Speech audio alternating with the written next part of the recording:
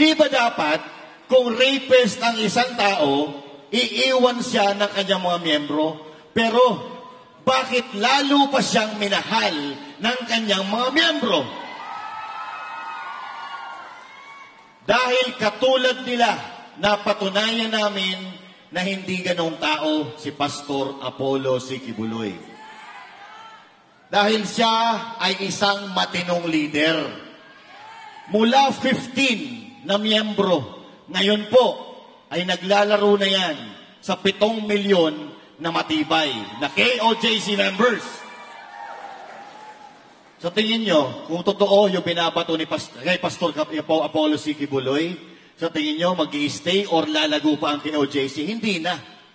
Pero dahil kasinungalingan ang pinagsasabi nila, lalo silang minahal at ipinagtanggol ng mga miyembro ng KOJC at maging kami na hindi miyembro dahil alam namin na si Pastor Apollo Quiboloy ay matatawag na natin na hero.